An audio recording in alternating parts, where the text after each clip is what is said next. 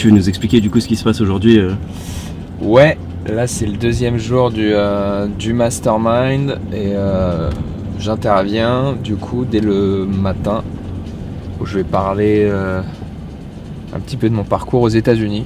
Donc pas forcément de ce que je fais maintenant, mais plutôt de ce que j'ai fait avant. Enfin là déjà on va prendre un petit café avant, mais après c'est ça l'idée, de se rendre à la villa. Je passe à 10h30, 11h. Et après la journée là-bas, voir les autres intervenants, connecter. Très cool quoi. C'est quoi, il y a des intervenants Ouais, il y a des speakers dans différents domaines. Vraiment autant de l'infoprenariat que des cryptos, que du business physique. Donc c'est sympa et puis surtout une idée de connecter. L'audience c'est plutôt des gens qui viennent de lancer un business ou qui souhaitent lancer un business. Donc voilà, essayer de répondre à toutes leurs questions, de les aider. Plutôt sympa.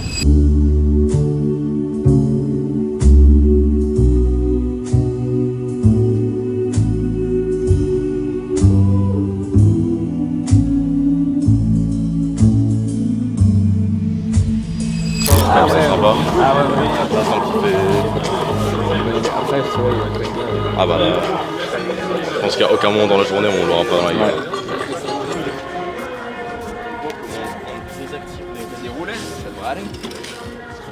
Tu vas parler devant combien de personnes là? Bah je sais pas, il va y avoir cinquantaine à mon avis, 50-60 personnes. Ça dure combien de temps? Ça devrait durer 45 minutes et après peut-être un petit peu plus s'il y a des questions quoi. Ok. C'est un peu ça l'idée. C'est sans support du coup, c'est juste la voix. Bah à la base on devait avoir des slides mais j'en ai pas, donc moi j'aurais juste un petit truc mais non sinon personne voit, donc là il va falloir être bon quoi. C'est un peu compliqué. T'es stressé ou pas? Non. Non? T'as l'habitude? Bon, c'est pas que j'ai l'habitude mais y a pas d'enjeu quoi. Même si je fais de la grosse merde, il se passera rien demain quoi. Donc T'as de l'expérience, t'as un certain âge et la plupart des gens ici c'est des jeunes, donc ils sont focus sur ce qui se passe en ce moment. Et ça, je pense qu'il n'y a que l'âge qui fait que tu peux arriver à prendre de la hauteur. Et ouais, ton discours, je pense qu'il va toucher pas mal de gens là et ça va les faire. Moi je pense pas forcément, tu vois, parce que je pense que pour certains ils sont pas dans cette étape, parce que moi à leur âge j'étais pas dans cette étape et quelqu'un m'aurait dit ça, j'aurais dit ouais. Mais c'est pas grave, quitte à ce que ça résonne peut-être plus tard, c'est pas. Je vais pas inventer un discours que je penserais pas, mais c'est venu plus tard en effet avec l'expérience. C'est parce que je suis dans une étape où là j'ai envie d'un business comme ça. Je dis pas peut-être dans 3 ans je vais repartir sur un énorme projet, tu vois, on sait pas. Aujourd'hui. C'est la vision aujourd'hui. Tu aurais des conseils pour justement avoir accès à ces personnes-là et monter progressivement, passer d'un gars qui est random sur Instagram, qui fait du simple coaching avec des frais de départ et des petits pourcentages, à vraiment aller chercher les gars top de leur niche, grosse expertise, et m'associer avec eux sur le long terme. Ah, t'associer, ouais. Parce que j'allais te dire, par définition, le super coach, il va gagner son argent solo. Donc il va pas forcément être intéressé par être le coach dans ton programme. Par contre, en association, je pense que toi, il faut que tu fasses tes preuves solo. Et qu'une fois que tu as fait tes preuves solo et que tu as un peu cette stature d'autorité expertise, et ben là, tu vas pouvoir commencer à contacter certaines personnes et avoir peut-être un level 1 et puis après level 2, level 3. Mais par contre, il faut faire du rev share avec eux. Ouais. Clairement, faut. Solo, tu veux dire commencer à accompagner des clients? Ouais, toi, tu accompagnes tout. Tu montres que tu as des résultats avec tes clients. Et une fois que tu as des résultats, après, tu peux aller chercher des coachs. Moi, j'ai de la stratégie. Je la pense aussi. J'adore. On fait entre 40 et 50 000 euros par mois dans mon activité de coaching en ligne. Mais j'arrive à faire la coach business? Non, coach pour les rugbymen, coach en ligne. Coach pour les rugbymen, j'adore. Mais c'est quoi la promesse? Y a pas réellement de promesse, si tu veux, je suis un ancien joueur de haut niveau, je me suis blessé. Et donc, si tu veux, j'ai voulu développer aujourd'hui une académie. On va assez cher. Le joueur, en fait, j'ai toujours voulu créer ce que moi, j'avais jamais eu. C'est-à-dire avoir un staff aujourd'hui avec un prépa physique, une prépa mentale pour l'amener vers le haut niveau. J'ai des clients comme ça, mais dans le running. Okay. Prépare ton prochain marathon, ton truc, et ils ont tout à... Génial. Tout à fait. Alors, rugby, putain, je connaissais pas. Le Hatsu Flow, c'est trop bien, ça apporte beaucoup de confiance, on a vraiment beaucoup de résultats. On fait des séminaires aussi un peu comme ça se passe vraiment bien. Mais je trouve qu'au-dessus de 40-50 000 euros, avec cette stratégie, c'était compliqué. On est d'accord. Mais attention, j'ai pas dit que c'était pour plus de 50. Voilà. Là, il faut que tu commences à aller sur du plus scaling. Là, tu peux commencer à mettre des canaux à côté, plus VSL. Ok.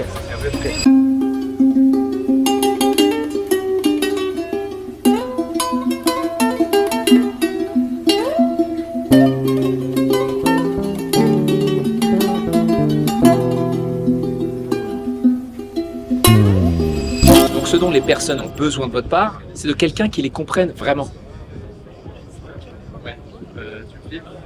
Car les gens vont acheter auprès de personnes qu'ils connaissent, à qui ils s'identifient, qu'ils apprécient. Antoine, du coup, toi, pour ton contenu, tu fais comment pour t'organiser tous les mois? Tu filmes à l'avance, tu... Ouais, j'essaie d'avoir en 3 temps. Premier temps qui va être tout ce qui est idéation. Deuxième temps où avec l'IA, je vais pouvoir réaliser les scripts ou adapter des formats. Et le troisième où je vais vraiment filmer. Et c'est le quatrième où après j'envoie derrière à mes monteurs pour qu'ils montent tout ça. Pour écrire les concepts, du coup, tu fais comment? Tu regardes un peu ce qui se passe sur les réseaux, tu essaies de Je t'inspirer? vais plus des formats et après moi derrière je vais essayer avec des outils d'IA de pouvoir pour mon avatar client adapter et réaliser des scripts particuliers. C'est un peu mon processus. Après s'il y a vraiment une idée qui est très bonne, un format qui est bon, ouais je vais juste adapter à ma niche plus simplement. Ok. Et les tournages, du coup, tu essaies de rassembler tous les Ouais. tournages d'un coup? Un maximum sur une journée, mais des fois c'est pas facile, donc ça peut être 2 vidéos, 3 vidéos par là. Mais idéalement j'ai envie de faire par des batchs de 5 quoi.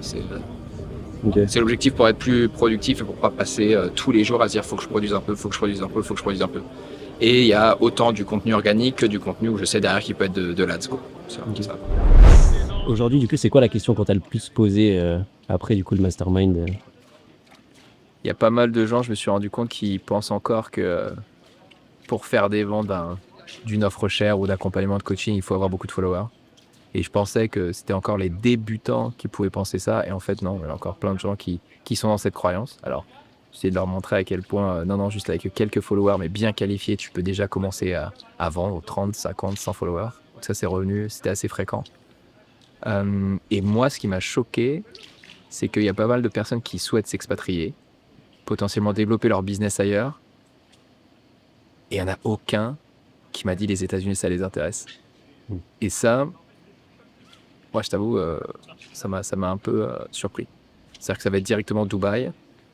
Mais alors, les US, ça leur a même pas venu à l'idée de s'organiser. Ah non, j'y ai même pas pensé.